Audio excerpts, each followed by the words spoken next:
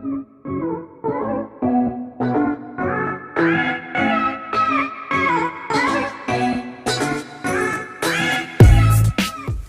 everyone, Gareth here from Organic Growing Melbourne. I thought I'd do a video today on how I plant dragon fruit cuttings and then how I plant avocado seeds. Seeds bought from the supermarket. They're mainly Hass avocado seeds. I can't really do any videos out in the garden today because although it's stopped raining now, it's we've just had so much rain over the last, I don't know, 12, 24 hours. My shed's flooded. So I'm just undercover today. I thought I'd do a video on this. So I normally use an organic potting mix, but unfortunately when I got the Bunnings, due to all this panic buying, there was no organic potting mix left. In fact, the only stuff left was this Premium Plus, which is really good. It's not organic though. It's the most expensive one, I think. It cost me about $17 for that one bag. But never mind. Let's get back into these cuttings. So I've just set up these pots. I've got 4 pots here with stakes in them. Just any stake I could find. I broke a wooden one and a metal one in half, and then two sort of longish pots for the avocado seeds, because they'll get quite a large taproot, and so you want a fairly deep pot when you're doing an avocado seed. Now I see all these videos on YouTube about planting your avocado seed.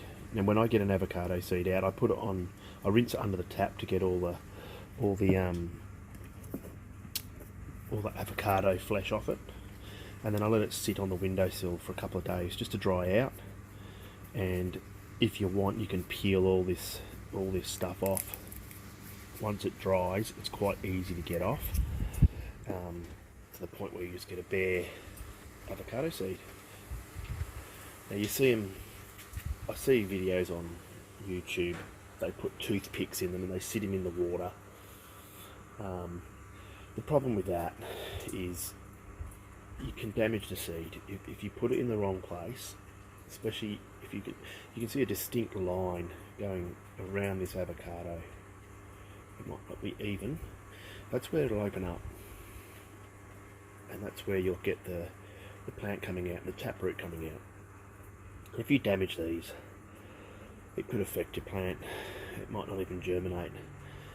And not only that, they say it's the quickest and easiest way. I've tried it, and I'm forever changing the water because it starts to go mouldy and brown, and even avocado seed that's been sitting in the water goes really slimy, and I've never really bothered to continue germinating avocado seeds like that.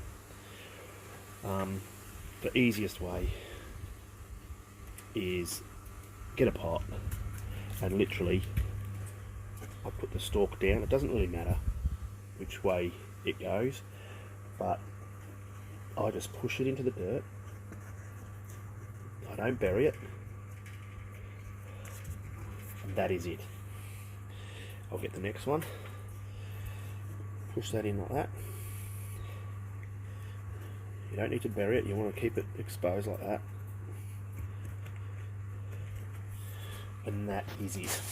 This way, there's no change in water. You just sit that in the pot and let it do its thing. Obviously I'll water this in. If you don't want this to get too wet at this stage, otherwise the seed will rot. So you just want this damp. Once it's got its taproot and you can see that's the first stems coming out, then obviously the roots and everything can start absorbing all that moisture, and then you can probably put it outside in the rain then.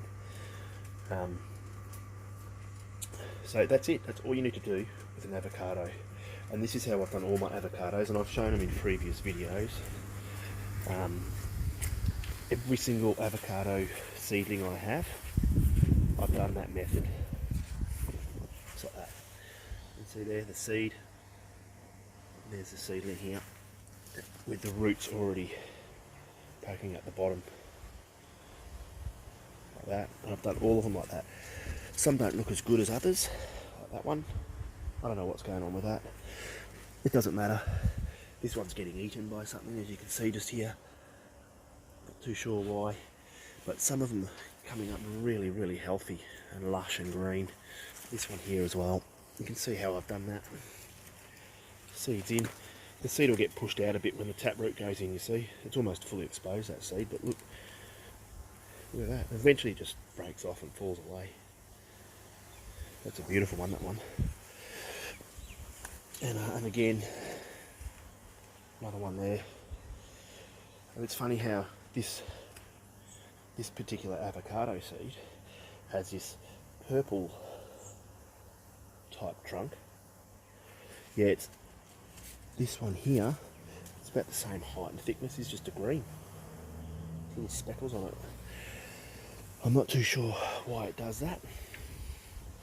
But anyway, that's the way I do them. Now, in saying that, avocado seeds can take months to actually germinate. Some of them took like 3 months for them to start to germinate.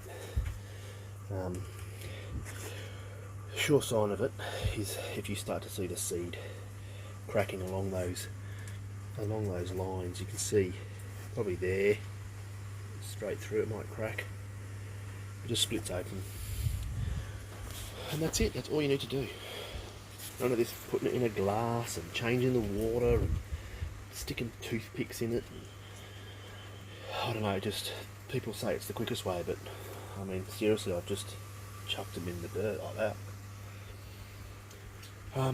And the next segment I should say, we're going to do some dragon fruit cuttings. I've got some dragon fruit cuttings here. These are from my my dragon fruit plant, which I'll actually show you. I've had this for a couple of years now. Got it in quite a large pot, as you can see, growing up a pole, and then I've created this frame. I don't know if you can see that from the light. I've created this frame for it to cascade over, so it will grow up here. It's already started to cascade over the front. It's going to eventually come along here, cascade over there, and then over the other side as well, and like a dragon fruit waterfall that will fall across the pond here. But what I do is any of this dragon fruit growth that goes over to the neighbour's house, you see some there, I'll cut off and I'll use as cuttings. So you can see I've taken a cutting off from this one here, this one and this one. And of course anything that grows tall, I'll take the cutting as well. Now these, they actually, once they start growing, they can grow quite quick. So this is, this one here, which goes all the way right into the centre. That's its join there. That's good. It'll almost be a metre long, that. Not quite, but close to it. That's this year's growth. This year's growth. And I'll keep these. I won't cut these this next season. I'm hoping to get fruit off all these ones. But obviously the ones that are growing over into the neighbours, I'll cut off and use as cuttings. This one here as well, which is really low. It's come down. I'll probably cut this one off. And I'll just get a knife and just pretty much go bang, cut it off and use it as a cutting. And then what you want to do, once you've cut them off or purchased them, they may be ready, I'm not sure. I sit these on the table outside or on my potting table here for, I don't know, 4 days to a week, just to get the ends to dry. And then what I also do then is I mark it. It's a bit hard to see, it's an arrow, because when I cut the bottom and the top off one, you don't want to plant it upside down. You want to plant it up the right way. So I put an arrow pointing to the top. These ones are a bit obvious because I haven't cut the top off them, but I will. And quite simply now, there's a bit of a trick to planting dragon fruit cuttings, because I think what a lot of people do is they'll put them on their stake, or even what they'll even do is dig a hole and then put their dragon fruit in, but you don't want to bury it. You do not want to bury it. All you got to do, stick your dragon fruit on your stake like this, balance it on like that, and then you get some ties. I just got these rubber ties I bought just off eBay, and if they're not long enough, you can join two together, and it just makes it a hell of a lot easier. That's just some external roots that come out of the dragon fruit. They attach that to the trees they climb up, you see, because it's a climber. Alright, I'm just gonna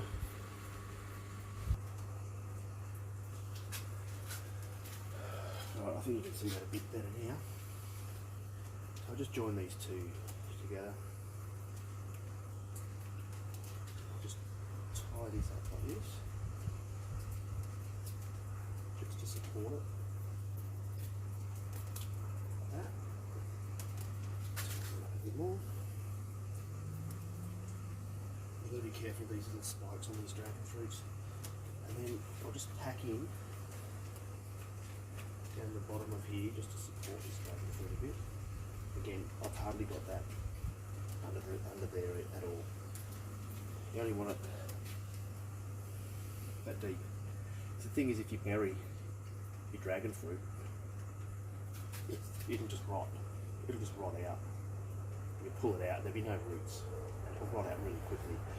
So again, you get your dragon fruit cutting, place it up against, just level this out a bit, place that up against the stake. Like that. See if I can get one around it. Looks like I'm getting enough.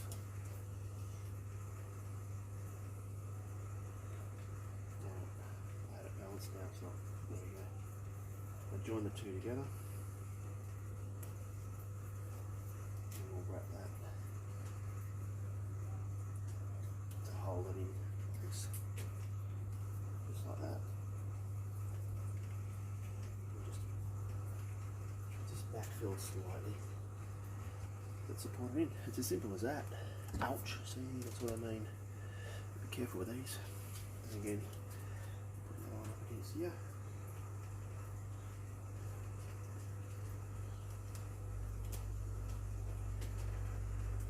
Balancing. I'll just get some more ties.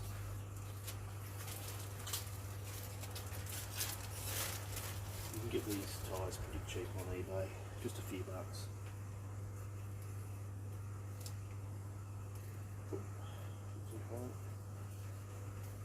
Again, we'll wrap this around there. Tie that up. That's nice supported there. Now these are the new growth of the dragon fruit, and it will take longer for these to mature enough to get fruit. Now I do hear if you grab the older part of the dragon fruit, it's 3 or 4 years old, you'll probably be able to get fruit a lot quicker. I've never done that. My dragon fruit tree's not old enough to start taking off the old cuttings, the older growth. Alright, so let's just tie these just right. Again, we just slightly under. Just slightly, yeah, just slightly under. And that is it. And the result, hang on, I'll just go get that apart.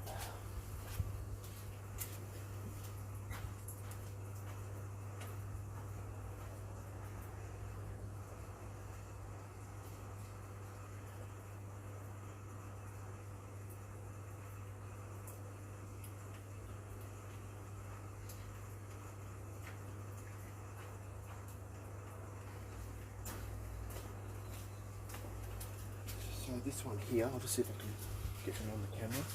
Yep. So this dragon fruit here,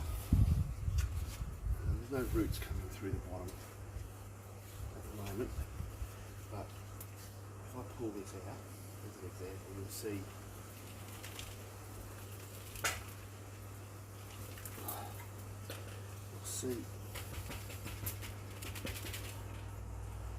I've hardly had that under the ground. You can see the nice root system that's starting to form on this one. I planted this at the start of the season. This has been going for a couple of months, or maybe actually probably about 4 months. But you can see it sort of comes out of that middle stem bit and not so much the edge. But I'll repot this in. Not too deep. I want this to rot and coming into winter as well, where it won't get a chance to dry out and get really cold. So that's one that's reformed its roots. And then back with the water in.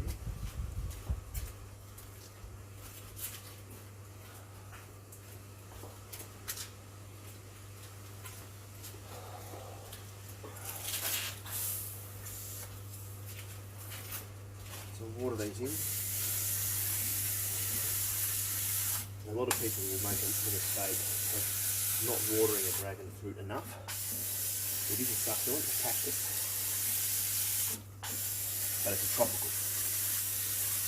So dragon fruits actually don't mind a bit of water. And these ones here, that's all you need as long as it's damp.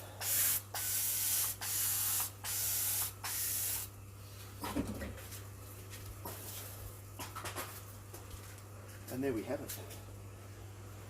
Doesn't take long. I've got 4 new dragon fruit, and then eventually, once it's established enough roots, oops, just take you over to these ones. These are some of the first cuttings I did. So they've developed quite a large root system in there now. But this is all its new growth here and here. This one hasn't done anything yet, although it has got roots. But yeah, we've got new growth here and here. So I'm really happy about that. And eventually we'll put that in a massive pot and grow that up another post. This variety of dragon fruit is the Teo, which is just your standard white flesh. There are many different types of dragon fruit. Mine's yet to actually fruit or even flower, but each year it's getting bigger and growing a lot quicker every year. So fingers crossed, maybe next season we'll get some fruit off that. I probably will have to self-pollinate the flowers, so I'll probably only get 1 or 2 flowers in its first season. But yeah, that's your dragon fruit. I've never eaten a dragon fruit before, so I'm looking forward to it. If anybody has, maybe they could tell me what it tastes like on the comments below. Yeah, don't forget to like, subscribe and share. Leave some comments, give us a thumbs up, and don't forget to press that little bell. It'll give you notifications on all the new videos that I'll be posting up. Take care in this horrible day, and hopefully I'll see you soon. Take care, bye.